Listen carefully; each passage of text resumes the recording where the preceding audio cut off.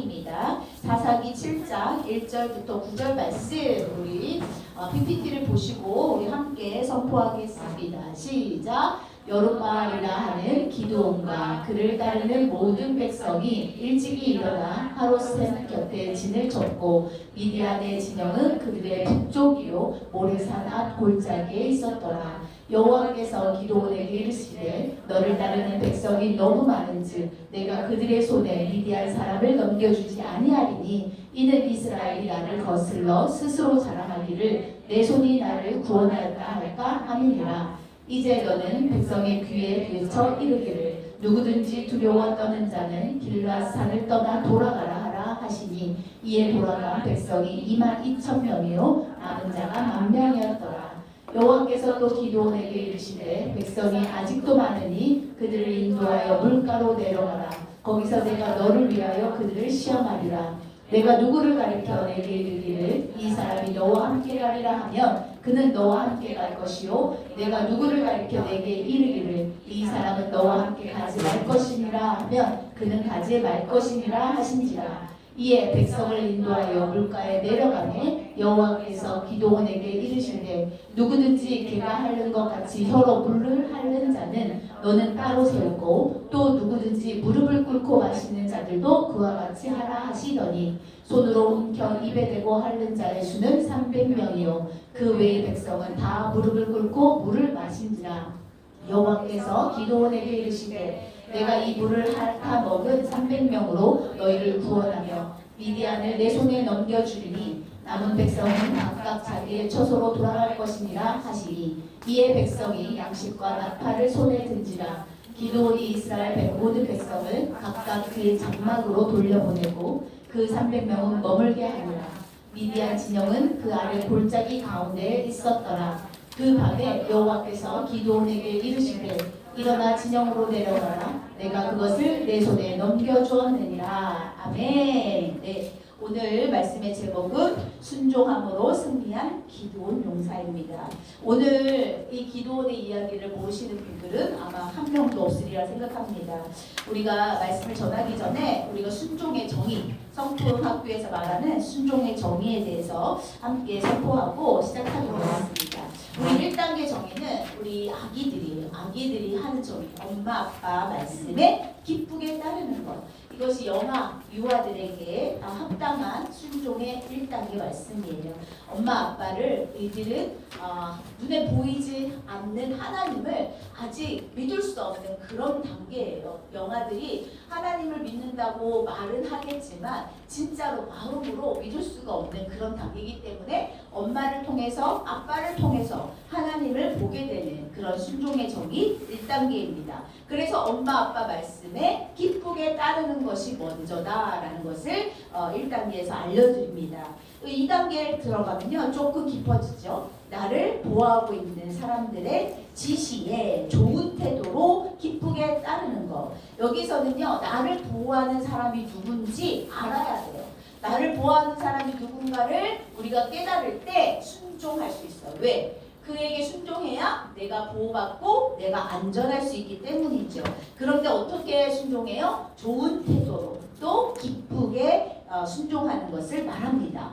그런데 3단계 정의가 생겼어요. 3단계 정의는 우리 함께 선포해 보겠습니다. 시작! 더 큰 뜻을 향해 성장하는 능력. 네, 이것은 우리 어머니들께 해당하는 순종의 정의라고 저는 생각합니다.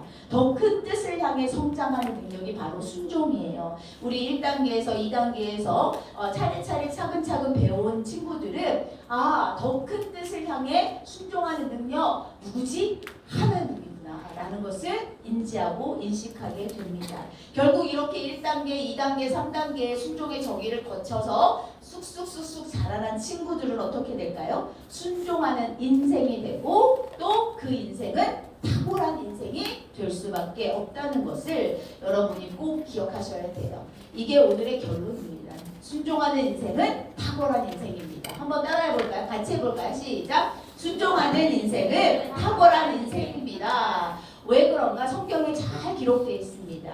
여러분 저는 기도원의 말씀, 순종의 성품을 할 때마다 이 기도원의 말씀이 항상 마음에 더 찌릿하게 감동을 일으킵니다. 왜냐하면 2017년 9년 전에 제가 성교원을 오픈을 해야 될까 말아야 될까 마음에 너무너무 갈등이 있었을 때 이 기도원의 설교를 준비하면서 제가 이제 해야 되겠구나 라는 생각을 했어요. 쉽지 않은 일이었기에 저는 그냥 안 하면 안 될까요? 안 하면 안 될까요? 이렇게 몇 년 동안을 계속 미루고 또 미루고 있다가 더 이상 미룰 수 없다는 것을 알게 되고 2017년 9년 전이에요.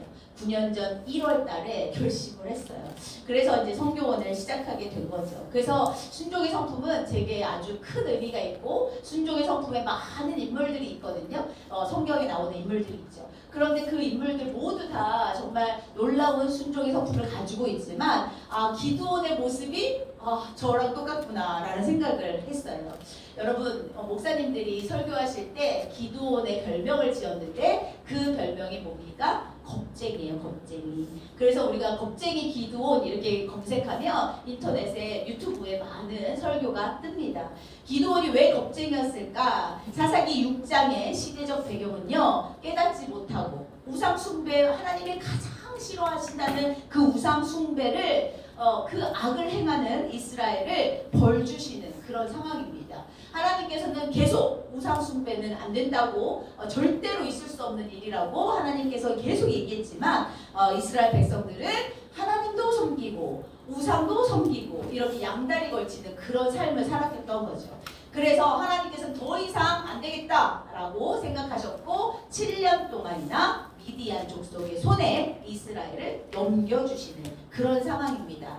한마디로 말하면 지금 이스라엘은요 너무나 비참한 그런 상황이고요. 너무 안타까운 그런 상황이에요. 하나님이 그 모습을 보시면서 좋았을까요? 야 쌤통이다 이렇게 생각하시지 않으셨겠죠. 너무너무 괴로웠어요. 빨리 돌이키기를 소망하셨어요. 그런데 미디안 족속 여러분 우리 성경에 여러 가지 족속들이 나오지만 미디안 족속도 만만치 않아요. 지독하게 아주 잔인하게 이스라엘 백성들을 괴롭히고 그들의 모든 농작물을 다 망치고 그들의 소와 양과 이런 것들을 다 동물들을 다 가축들을 다 빼앗고 이제 아예 이스라엘 백성들이 살 수 없을 정도로 그렇게 괴롭혔던 그 미디안 족속입니다. 이스라엘 백성들은 너무너무 무서워서 굴을 파서 굴 속에서 생활하고 산 속에 들어가서 생활하고 이렇게 너무 무서워서 미디안 족속이 올까봐 항상 두려움에 떠는 그런 생활을 하고 있었어요. 이제 더 이상 버틸 힘이 없으니까 이스라엘 백성들은 그때 또 뭐합니까? 하나님께 부르짖습니다. 하나님 도와주세요. 우리를 보시고 계시지 않습니까? 그때 하나님께서는 기다리고 계셨던 것처럼 그래 내가 도와줄게 이렇게 말씀하십니다. 그리고 그때 선택한 사람이 바로 기드온이라는 거예요. 참 저는요 구약 성경을 읽을 때마다 이 사사 시대의 이야기를 읽을 때마다 우리 하나님의 모습을 보면서 우리 하나님은 너무 화가 나시다가도 또 그들이 하나님 이렇게 하면 또 바로 찾아가서 도와주시고 이런 모습을 보면서 우리 하나님 진짜 너무 대단하신 분이다 라는 생각이 들 때가 많았습니다. 이렇게 미디안 족속은 끝없이 이스라엘을 괴롭혔고 이스라엘은 미디안 족속이 무섭고 두렵고 떨려서 매일매일 벌벌벌 떠는 그런 상황이었습니다. 기드온도 마찬가지였어요. 기드온도 지금이야 엄청난 하나님의 군사진 큰 용사가 되었지만 이 사사기 6장을 계속 살펴보면 그 이전에 이 기드온을 살펴보면 기드온은요 포도즙 틀에 이게 무슨 말이에요? 포도주를 만드는 포도주를 짜는 그 틀에서 밀을 타작하고 있었다는 거예요. 이게 무슨 말이냐? 그 밀을 뺏길까봐 미디안 족속이 와서 또 잡아갈까봐 자기네들 또 괴롭힐까봐 무서워서 포도즙 틀에서 밀을 타작하고 있었다는 얘기예요. 그런데 그렇게 두렵고 떨리고 무섭고 이제 포기해야지 내 인생은 이제 여기서 끝인가 보다 좌절하고 낙심하던 그런 순간에 천사가 나타납니다. 천사가 나타나서 뭐라고 합니까? 큰 용사여 여호와께서 너와 함께 계시도다라고 얘기했어요. 우리 생각해보세요. 천사가 내 앞에 나타나서 큰 용사여 이렇게 말하면 우리가 놀라기도 하겠지만 와 나를 이렇게 또 좋은 마음도 있지 않을까라는 생각을 하게 됩니다. 그런데 기드온은요 천사가 그렇게 말한 게 나는 큰 용사도 아니야. 나는 지금 우리나라 이스라엘의 처지를 한번 보십시오.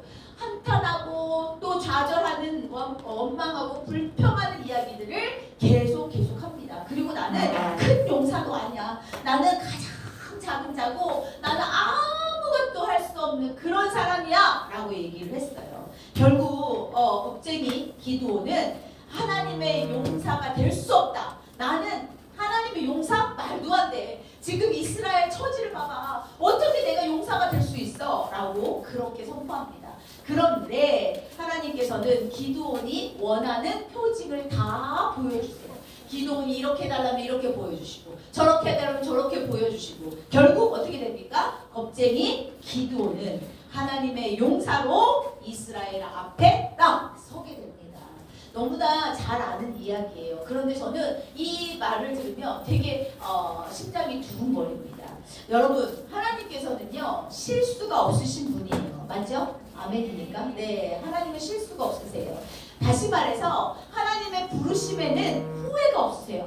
내가 왜 쟤를 불렀어? 라고 생각하지 않으신다는 거예요. 내가 얼마나 부족하고 내가 얼마나 연약한지 다 알지만 나를 선택하시고 나를 부르신 거예요. 가끔 제가 집사님들, 권사님들, 교회 사모님들, 또 전사님들하고 이렇게 이야기를 하다 보면 이런 말을 해요. 왜 나를? 왜 굳이 내가? 이렇게 말씀하시는 분이 있어요. 하나님의 선택을 의심하는 것입니다. 저도 예전에는 그랬어요. 내가 잘하는 게 뭐가 있다고. 왜 나를? 나 연약하고 나 아무것도 할 수 없는데 왜 나를 선택하신 거야? 라고 생각할 때가 있었어요. 그런데 그것이 교만이었죠. 우리가 할 수 있는 것은요 아무것도 없어요. 사람이 볼 때는 와 저 사람 진짜 대단해, 뛰어나, 와 멋지다 이렇게 말할 수 있지만 하나님 완전하시고 완벽하신 하나님 앞에 서면요 우리는 아무것도 아닌 존재라는 거예요. 아무것도 할 수 없는 그런 존재입니다. 크고 완전하신 하나님이 우리를 볼 때 우리 모두는요 아무리 뛰어난 우리나라에서 유명한 사람들일지라도 하나님 보시기에는 다 그저 그런 사람들인 거예요. 왜? 우리 모두는 잘하는 게 없어요. 하나님이 능력 주셔야 우리는 잘할 수 있다는 것을 꼭 기억하셔야 됩니다. 그런데 우리는 계속 왜 나를 하필이면 나를 선택하신 거야? 두렵고 힘들고 마음에 부담감이 계속 든다는 거죠. 그런데 우리는 나를 선택하신 그 하나님을 신뢰하지 못하기 때문에 그런 마음이 든다는 거예요. 기드온도 처음에 마찬가지 했어요. 큰 용사요 이렇게 말했지만 나는 큰 용사 아니야. 나는 그렇게 할 수 없어. 그런데 하나님이 내가 너와 함께 할 거야. 내가 너에게 힘을 줄 거야. 그러면서 기드온이 원하는 표징들을 다 보여주시니까 그때서야 진짜 하나님이 살아계시는구나. 그동안 우리 이스라엘을 버리신 줄 알았어. 하나님이 안 계신 줄 알았어. 그런데 나를 그때부터 우리 겁쟁이 기드온에서 큰 용사로 거듭나게 됩니다. 우리도 마찬가지예요. 우리도 엄마로서 또 직장인으로서 또 우리 사역자로서 이 자리에 앉아있지만 부모로서 앉아있지만 나는 보잘것없고 나는 할 수 있는 것이 없어요. 나는 너무 부족해. 그런데 하나님 나를 선택하셨고 나를 이끄시고 나와 함께 하신다고 말씀하고 계세요. 그때 우리가 어떻게 해야 돼요? 하나님을 신뢰하고 믿음으로 나아가는 것. 그것이 바로 하나님이 원하시는 거예요. 겁쟁이 기드온은요 한탄하고 불평하는 인생이었지만 결국 하나님이 누구신지를 정확하게 알고 그때부터 기드온의 인생은 달라졌습니다. 겁쟁이가 아니고 뭐가 됐다고요? 큰 용사가 되었다는 거예요. 오늘 말씀의 내용을 사사기 7장의 말씀을 모르시는 분이 없어요. 그런데 이 기드온에게 하나님은 계속 32,000명을 만 명을 결국에 300명으로 만드시는 과정들이 있습니다. 하나님이 누구신지 아는 사람들은요 기드온이 하나님이 누구신지 알았기 때문에 32,000명에서 10,000명에서 10,000명에서 300명으로 줄어들 때 그때 기도는 그 말씀에 오로지 순종합니다. 그리고 마지막 32,000명에서 10,000명에서 10,000명에서 300명을 만들 때 우리 하나님 너무 기가 막힌 일들을 하셔요.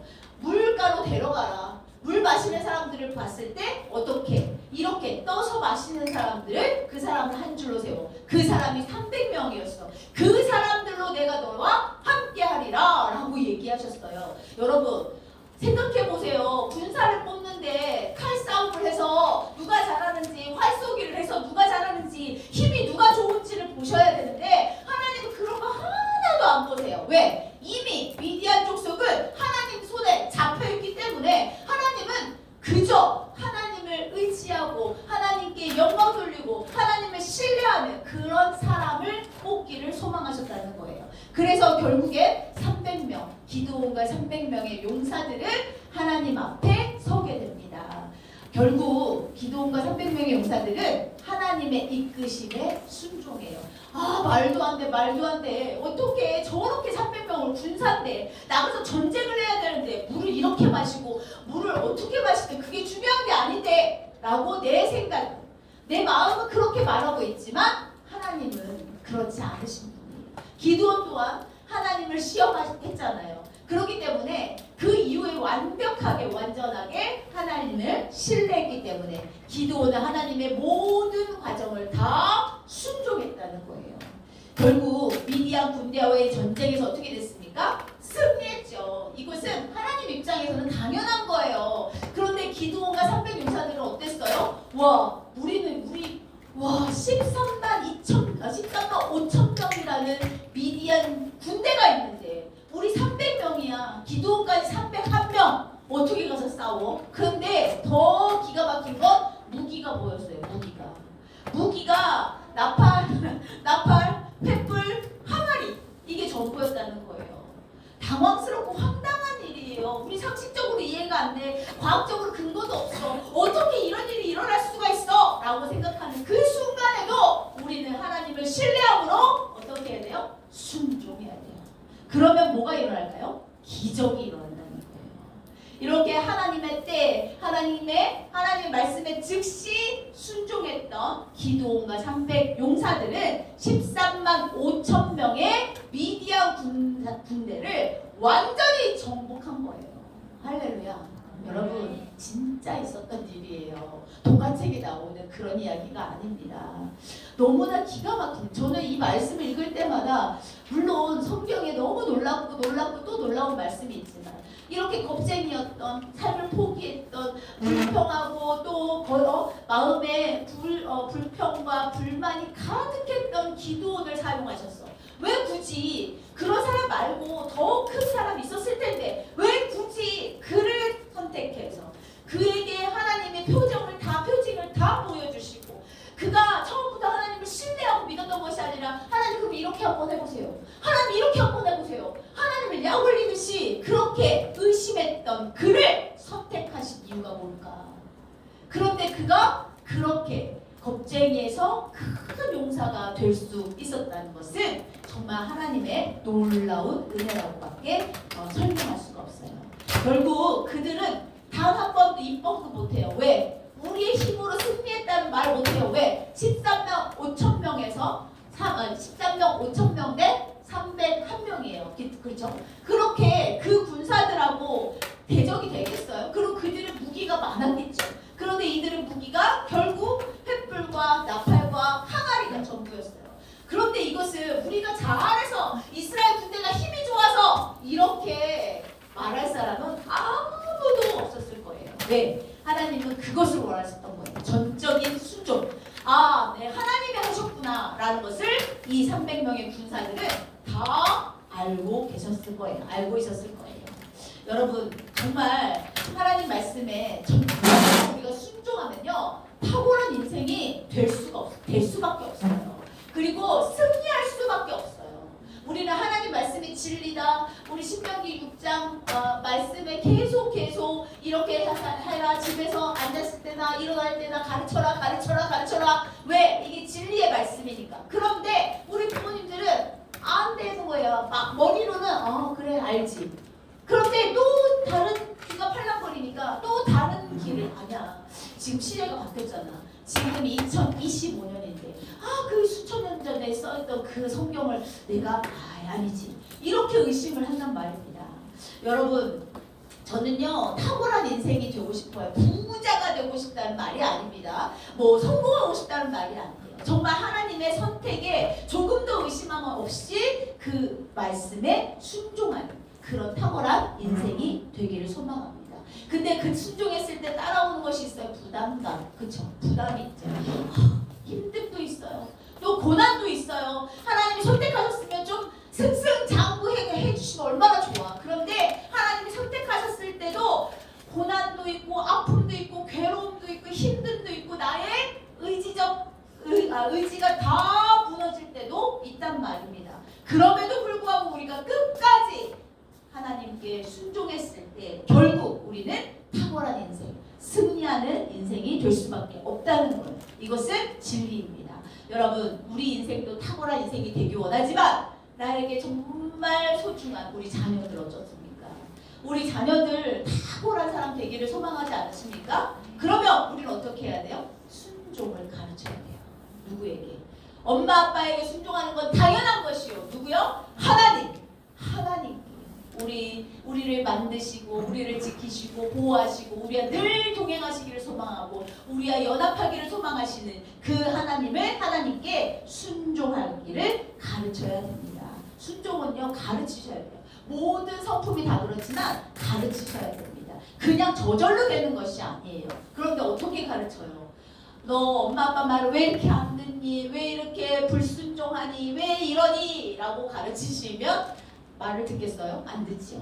잔소리라고 생각해서 한쪽 귀로 들리고 한쪽 귀로 빠져나가요. 그런데 우리가 어떤 모습으로 가르쳐요? 우리 예수님처럼 가르치는 거예요. 예수님이 어떻게 가르치셨어요? 몸으로, 실천함으로 가르치셨잖아요. 우리 예수님은요 단 한마디도 나는 안 하고 너만 해! 이렇게 말씀하신 적이 없어요. 전도도 예수님이 하시고 기도도 예수님이 먼저 해서 보여주시고 다 제자들에게 사람들에게 예수님을 몸소 실천하심으로 이렇게 살면 돼. 이렇게 살아야 돼. 라고 보여주신 것처럼 우리 부모님들도요. 하나님 말씀에 기록된 대로 행하시면 우리 자녀들이요. 그것을 듣고 그것을 보고 그것을 생각하고 그것을 마음으로 옮겨서 어떻게 해요? 실천할 수밖에 없어요. 물론 사춘기도 있지요.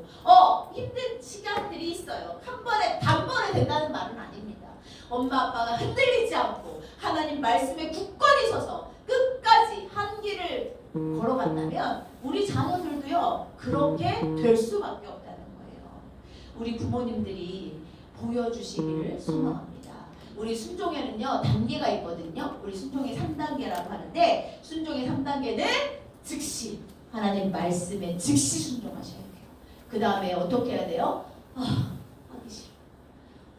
억지로가 아니라 기쁘게 순종하셔야 돼요.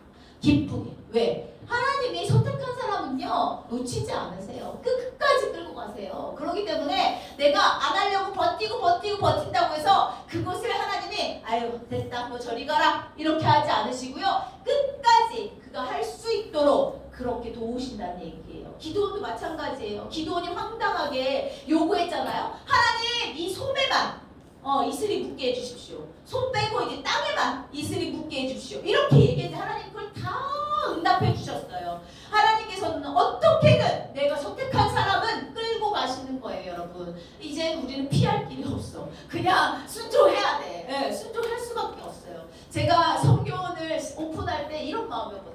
진짜 안 하고 싶고 피하고 싶고 돌아가고 싶고 그런데 이 기도원의 말씀을 공부하면서 딱 어쩔 수 없다. 나는 이제 결국에 해야 되는 사람이구나 라고 생각을 했던 거죠. 여러분 그런데 감사하더라고요. 그것이 감사해요. 그래서 우리 순종에 즉시 기쁘게 또 하다가 멈추지 마시고 하나님이 말씀하실 때까지 하나님이 계속 하라 하시면 계속 하셔야 되고요. 하나님이 이제 그만해라 그러면 그만하시면 됩니다.